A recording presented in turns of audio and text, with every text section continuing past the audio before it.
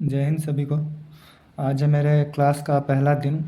Class या जो भी बोलिए कि मैं चाहता हूँ कि जो भी मैं पढ़ता हूँ उसका रिवीजन भी हो सके, और कोई जिसको और भी समझ ना आए तो मेरा क्लास देख सकते हैं। पहला क्लास है मेरा। आज हम लोग पढ़ेंगे संविधान सभा। तो सबसे पहले हम लोग बात करेंगे कि संविधान की जो विचारधारा है, जो संविधान का विचार आया होगा किसी व्यक्ति के पास, तो वह व्यक्ति, पहला व्यक्ति कौन था। तो हम लोग जानते हैं कि ब्रिटेन का एक व्यक्ति था, ब्रिटेन का व्यक्ति था सर हेनरी नाम का। इन्होंने सबसे पहले, सर हेनरी ने सबसे पहले संविधान सभा का विचार दिया था। इनको विचारधारा के लिए जाना जाता है कि संविधान सभा का जो विचार था वह इनके द्वारा दिया गया था। ये ब्रिटेन के रहने वाले थे। उसके बाद संविधान को अपनाया किसने पहले, संविधान सभा को किसने पहले अपनाया। तो संविधान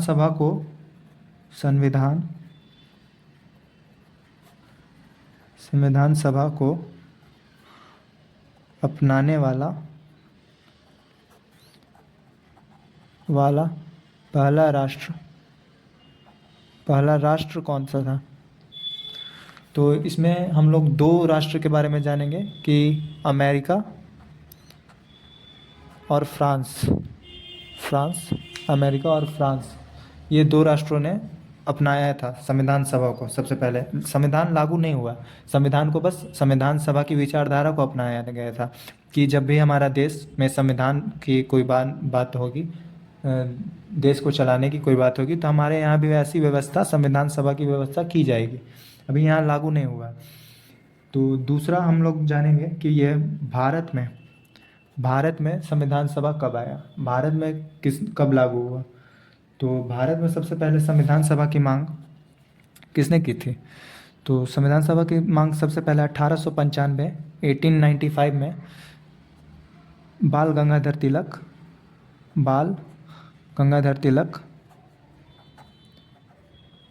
तिलक के द्वारा किया गया था। बाल गंगाधर तिलक के द्वारा किया गया था। किसी बिल के माध्यम से किया गया था। किस बिल के माध्यम से किया गया था, तो उस बिल का नाम था स्वराज विधेयक जो बिल बनता है एक लिखित रूप से, उसको कहते हैं, जो पार्लियामेंट में पास होता है। तो स्वराज विधेयक के माध्यम से बाल गंगाधर तिलक के द्वारा 1895 में संविधान सभा की विचारधारा को लाया गया था। मांग की गई थी इसकी कि हमारे देश में भी जब भी आज़ादी मिलेगी तो हमारे देश में संविधान होना चाहिए, अपना भारत का अपना संविधान होना चाहिए। इसके बाद, ये इम्पोर्टेंट है, इसको नोट कर लीजिएगा। और इसके बाद दूसरा जब मांग हुआ, दूसरा बोल सकते हैं, या इसके बाद जब भी मतलब इसकी मांग की गई, संविधान की मांग की गई या संविधान के बारे में बात किया गया, तो दूसरा हुआ था 1922 में। 1922 में महात्मा गांधी के द्वारा, इन्होंने मांग नहीं की थी, इन्होंने अपने एक पत्रिका के माध्यम से महात्मा गांधी के द्वारा एक हरिजन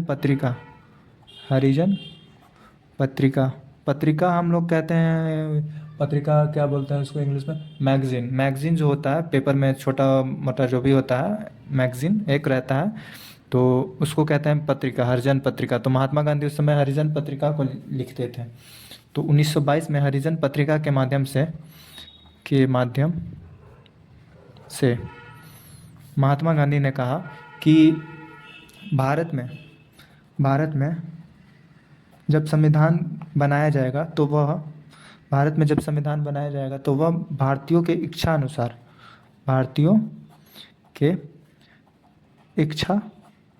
अनुसार होगा,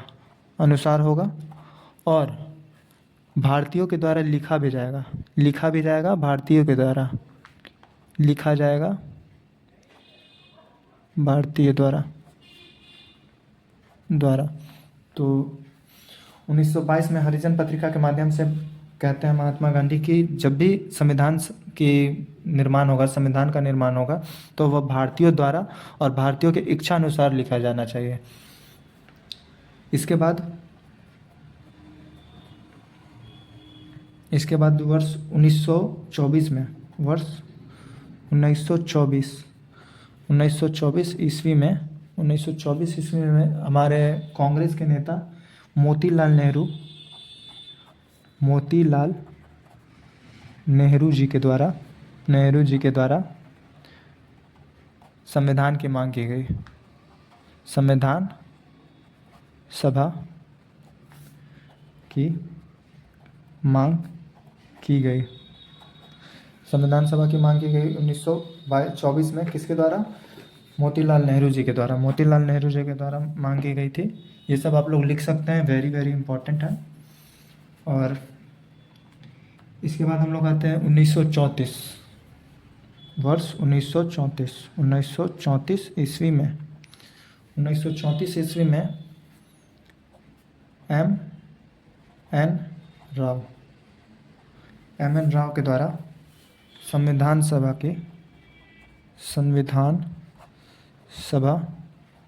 की औपचारिक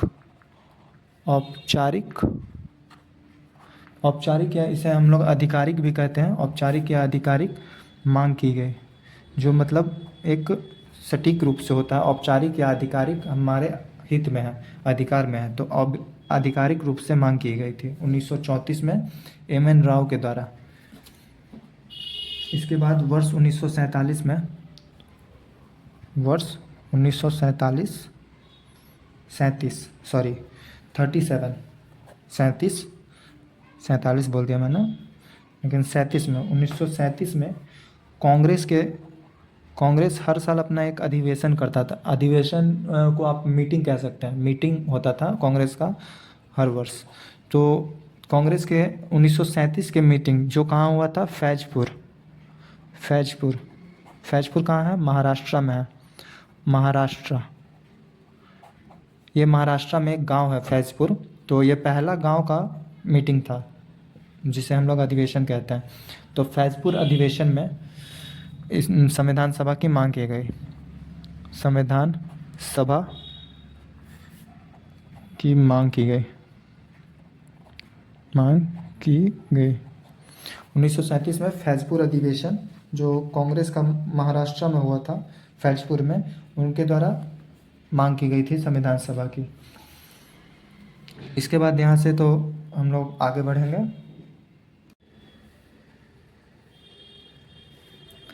अब आते हैं हम लोग वर्ष 1942 में। 1942 में क्या हुआ था? आप लोग में से किसी को पता है 1942 में क्या हुआ था? तो वर्ष 1942 में ब्रिटिश शासक के द्वारा, ब्रिटिश सरकार के द्वारा ब्रिटेन से क्रिप्स मिशन को भेजा गया था। क्रिप्स मिशन एक टीम थी, इसको आप टीम कह सकते हैं। तो क्रिप्स मिशन को भारत भेजा गया था वर्ष 1942 में। वर्ष 1942 में भारत में भेजा गया था क्रिप्स मिशन। ये संविधान सभा के निर्माण के लिए भेजे गए थे। तो वर्ष 1942 में जब क्रिप्स मिशन भारत आया तो इसके अध्यक्ष थे स्टेफर्ड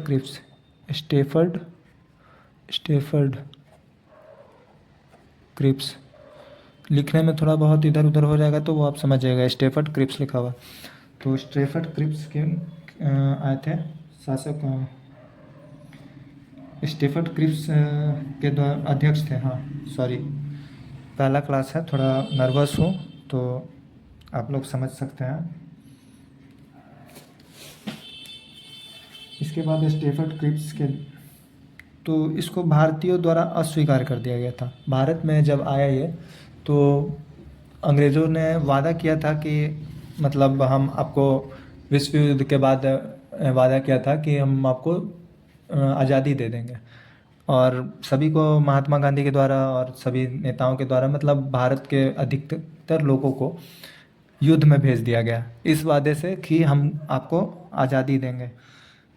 लेकिन वो मतलब वादा अंग्रेज़ चोर थे, आप लोग भी जानते हैं, तो उन लोग ने दिया नहीं आज़ादी। उसके बाद जब ये भारत आया क्रिप्स मिशन तो इसको भारतीयों ने इसका बहिष्कार कर दिया, मतलब हमको नहीं चाहिए ये। इसके बाद क्या हुआ कि कैबिनेट मिशन आया एक 1946 में। 1946 में अंग्रेज़ों द्वारा फिर भेजा गया संविधान निर्माण के लिए। भारत में संविधान अपना मतलब आंदोलन हो रहा था, बहुत कुछ हो रहा था, तो उसके बाद अंग्रेज़ों के द्वारा अंग्रेज़ों से अब संभलने लायक था नहीं भारत। तो उन्होंने सोचा कि अब इसको जल्द से जल्द आज़ाद कर दिया जाए। तो 1946 में cabinet mission cabinet cabinet mission के नाम से एक टीम आती है। मिशन मिशन सही है ना? हाँ, मिशन सही है। कैबिनेट मिशन के नाम से एक टीम आती है जिसमें अध्यक्ष थे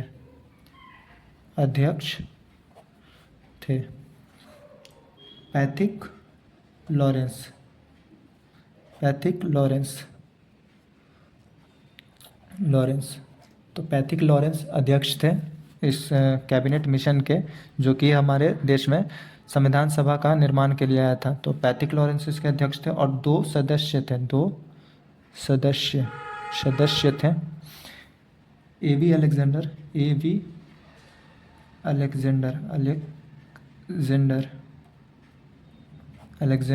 और दूसरा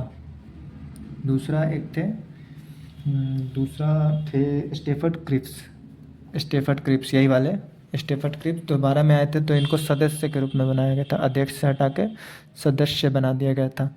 क्योंकि पिछला बार आए थे तो जब इनको तो जानकारी अच्छे से थी, आए थे तो एक्सपीरियंस होल्डर हैं, तो इनको भी टीम में ले लिया गया। तो स्टेफर्ड क्रिप्स के साथ एवी अलेक्जेंडर दोनों टीम थे और अध्यक्ष थे पैथिक लॉरेंस। तो इसको भारतीय द्वारा गांधी जी और अन्य कांग्रेस के नेताओं के द्वारा इसको अपना लिया गया कि यह सही है, भारत के हित में है। तो इसके बाद हम लोग आते हैं कि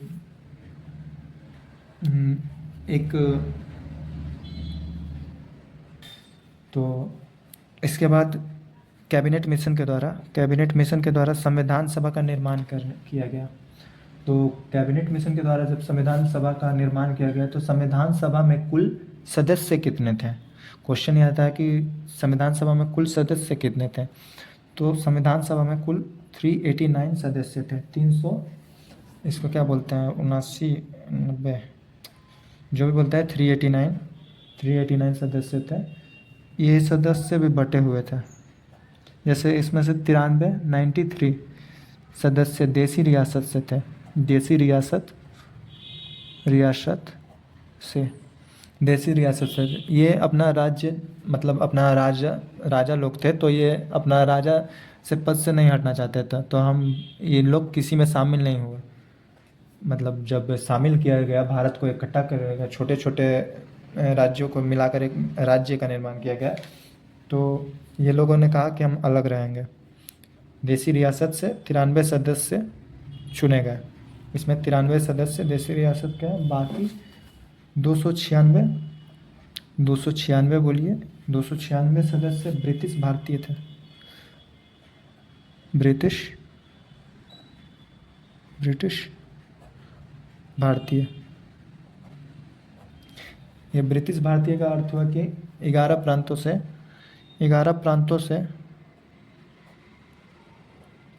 प्रांतों से यानी कि 11 राज्यों से जो चुने गए सदस्य वो ब्रिटिश सरकार के अंदर आते हैं। ये ब्रिटिश सरकार में नहीं मिले थे और ये ब्रिटिश सरकार के अधीन, इन्होंने ब्रिटिश सरकार को मान लिया था, तो उनके अधीन थे और इसी में चुने गए थे।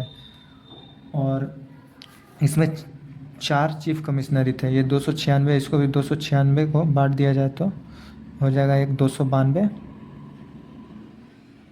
और एक ये हो गए ब्रिटिश भारत, और 4 हो गए चीफ कमिश्नरी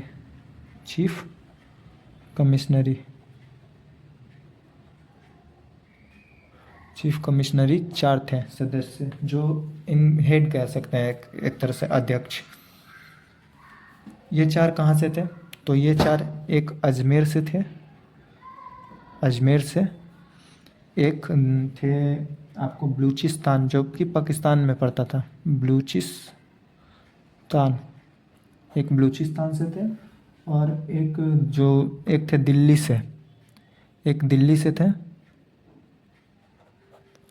और आपको एक थे कुर्ग इसको बोलते थे कुछ, कर्नाटक से थे, कर्नाटक से एक थे। हम लोगों ने 296 सीटों का बंटवारा पढ़ लिया। अब इस 296 सीटों का चुनाव कैसे हुआ? मतलब 296 सीटों पे तो चुने गए होंगे ना। 93 सीट जो थे वो देसी रियासत के थे, वो फिक्स थे। लेकिन इस 296 सीट पे कौन बनेगा, नेता कौन बनेगा, यहाँ का अध्यक्ष कौन बनेगा, 296 जो भी सीट थे उस पर, तो इसका चुनाव कब हुआ? तो इसे हम संविधान सभा का चुनाव कहते हैं। तो संविधान सभा का चुनाव इतने सीटों पे हुआ, 296 सीटों पे संविधान सभा का चुनाव हुआ। कब हुआ? जुलाई जुलाई अगस्त, जुलाई से अगस्त तक चला था।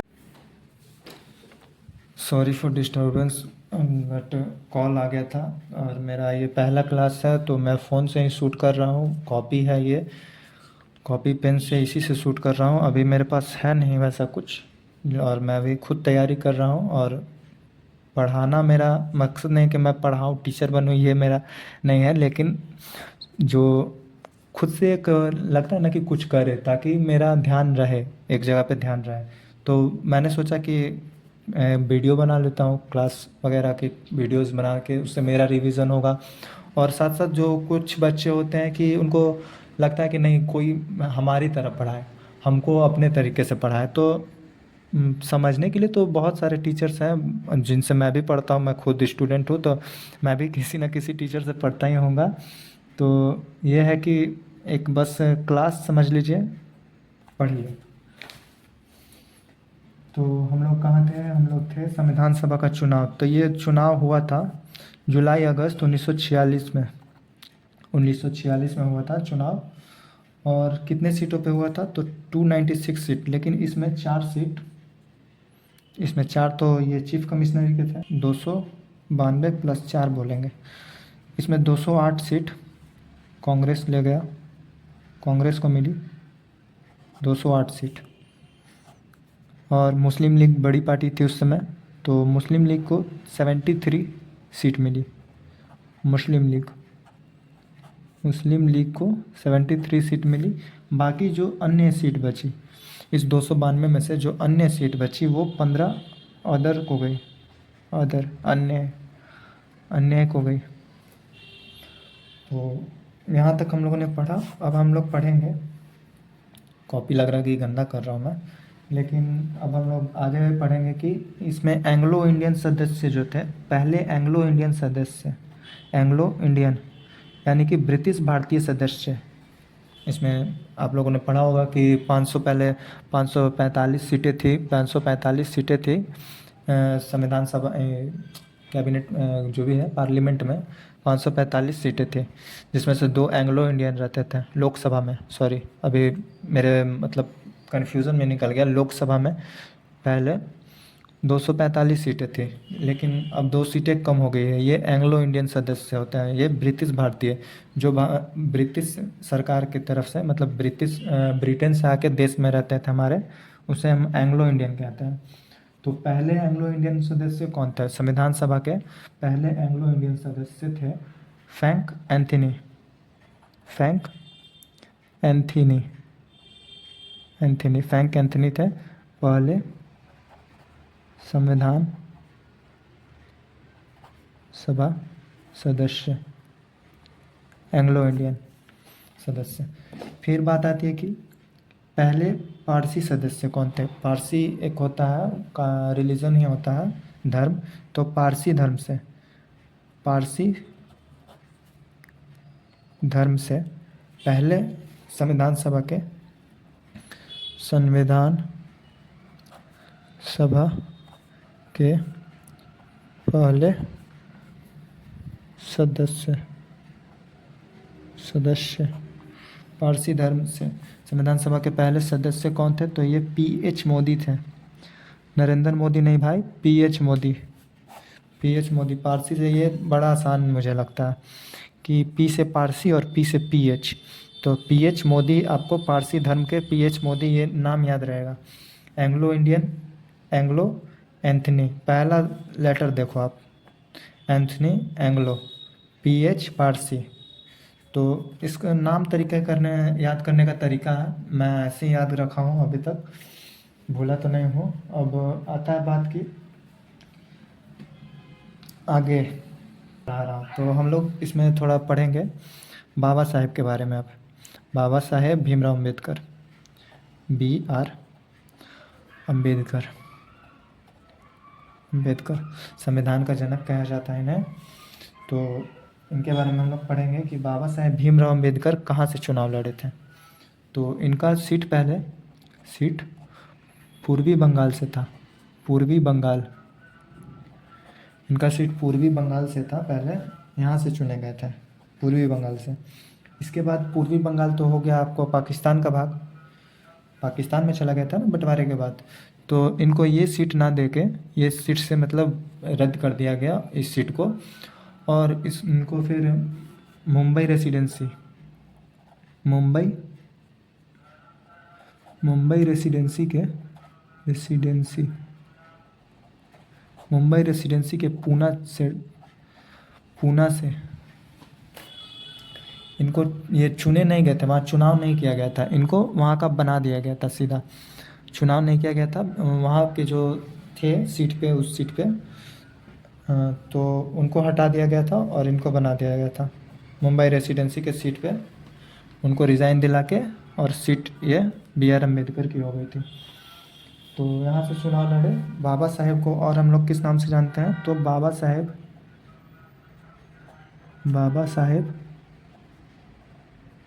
साहेब, और इनको हम लोग आधुनिक पुरुष भी कहते हैं, आधुनिक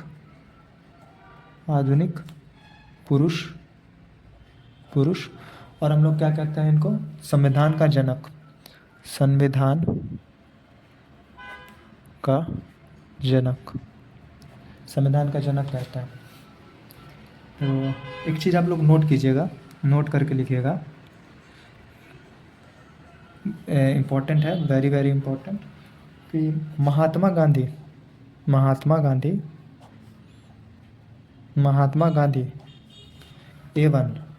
एवं मुस्लिम लीग के जो ये मोहम्मद अली जिन्ना, यह दोनों संविधान सभा के सदस्य नहीं थे। इन दोनों संविधान सभा के सदस्य नहीं थे। एक चीज़ और आप लोग नोट कीजिएगा, ये भी वेरी वेरी इम्पोर्टेंट है, नोट करके लिखिएगा, कि जो हमारे जयप्रकाश नारायण थे, जयप्रकाश नारायण या JP नारायण जिन्हें कहते हैं, जयप्रकाश नारायण एवं तेज बहादुर, लिखते जाइएगा इनको, बहुत इम्पोर्टेंट क्वेश्चन है दोनों, तेज बहादुर संप्रभु, नाम पहले बड़े बड़े रहते थे, तेज बहादुर संप्रभु, लग रहा है कि 3 नाम एक ही में।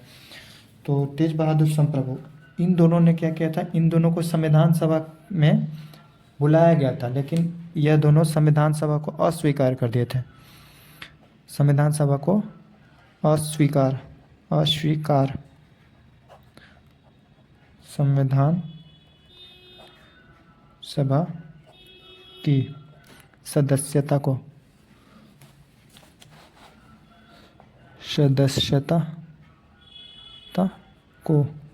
तो यह दोनों संप्रभु और जयप्रकाश नारायण ने संविधान सभा की सदस्यता को अपनाया नहीं था। इन दोनों ने क्या किया था कि हमको संविधान सभा का सदस्य नहीं बनना अपनी मर्जी से, और यह दोनों संविधान सभा का हिस्सा थे ही नहीं, शुरू से नहीं थे।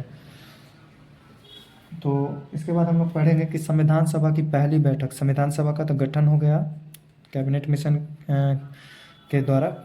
तो अब हम लोग पढ़ेंगे कि संविधान सभा की पहली बैठक किसकी, संविधान सभा की, संविधान सभा की पहली बैठक कब हुई। तो पहली बैठक हम लोग जानते हैं कि 9 दिसंबर 1946 को हुई थी। पहली बैठक 9 दिसंबर 1946 को हुई थी, इसमें लिखिएगा एक चीज़ और इम्पोर्टेंट है, नोट करके, कि संविधान सभा के पहली बैठक में अध्यक्ष कौन थे। अध्यक्ष थे यहाँ सच्चिदानंद सिन्हा। सिन्हा, लेकिन ये स्थायी सदस्य नहीं थे, मतलब स्थायी अध्यक्ष नहीं थे। तो यह मतलब टेम्पररी रूप से एक दिन के लिए जो पहली बैठक थी उसमें कहा गया कि मतलब कौन बनेगा अध्यक्ष, कौन बनेगा। तो जो सबसे सीनियर थे वहाँ पे, तो उनको सबकी सहमति से सच्चिदानंद सिन्हा को बना दिया गया अस्थाई। यहाँ पे आप लोग लिख लीजिएगा अस्थाई, अस्थाई। लेकिन जब संविधान सभा की दूसरी बैठक हुई, संविधान सभा की, संविधान सभा की दूसरी बैठक, संविधान सभा की जब दूसरी बैठक हुई तो इसमें आपको यह हुआ था 11 दिसंबर 1946 को, 11 दिसंबर 1946 को। इसमें अध्यक्ष कौन थे? तो इसमें अध्यक्ष अध्यक्ष अध्यक्ष डॉक्टर राजेंद्र प्रसाद, डॉक्टर राजेंद्र प्रसाद अध्यक्ष थे और ये स्थायी रूप से थे। अब ये परमानेंट बन गए थे। संविधान सभा जब तक रहेगा, जब तक संविधान का निर्माण मतलब होगा इस सभा के द्वारा, तो तब तक डॉक्टर राजेंद्र प्रसाद स्थायी सदस्य बन चुके थे। तो अब बात आते हैं कि इसमें एक उपाध्यक्ष भी थे, उपाध्यक्ष। पहली बैठक में कोई उपाध्यक्ष नहीं था। पहली बैठक जब हुई थी 9 दिसंबर 1946 को, तो उसमें बस सच्चिदानंद सिन्हा अस्थायी अध्यक्ष बने थे, उपाध्यक्ष कोई नहीं था। लेकिन दूसरी बैठक में उपाध्यक्ष बनाया गया। उपाध्यक्ष होते हैं कि जब अध्यक्ष किसी कारणवश अपने मतलब नहीं आ सके, किसी कारणवश अनुपस्थित रहें, तो उनकी अनुपस्थिति में यह उनके जगह पर बैठते हैं उपाध्यक्ष। तो उपाध्यक्ष थे एच सी क्या नाम था उनका? एच.सी. मुखर्जी, सॉरी मुखर्जी, एच.सी. मुखर्जी थे उपाध्यक्ष दूसरी बैठक में। दूसरी बैठक, थोड़ा लिख नहीं पा रहा हूँ सही से कि पीछे कैमरा मतलब फ़ोन का लगा हुआ है इसी वजह से, लेकिन आप लोग थोड़ा समझ जाइएगा। तो आज की क्लास हमारी यहीं पे ख़त्म होती है, और बाकी के आप लोग अगर कमेंट कीजिएगा कि इसके आगे का भी बताइए। ऐसे तो मैं वीडियो बनाऊंगा, लेकिन आप लोग बताइएगा कि आप लोगों को मेरा पहला क्लास था तो आप लोगों को कैसा लगा। तो थोड़ा मुझे भी कॉन्फिडेंस आएगा, तो मैं दूसरा पार्ट जल्दी से डालूँगा। अगला हमारा टॉपिक होगा संविधान निर्माण। अगला टॉपिक होगा संविधान निर्माण। संविधान निर्माण हमारा अगला टॉपिक होगा। तो डे 2 में हम लोग उसको पढ़ेंगे। आज यहीं पे हमारा क्लास ख़त्म होता है।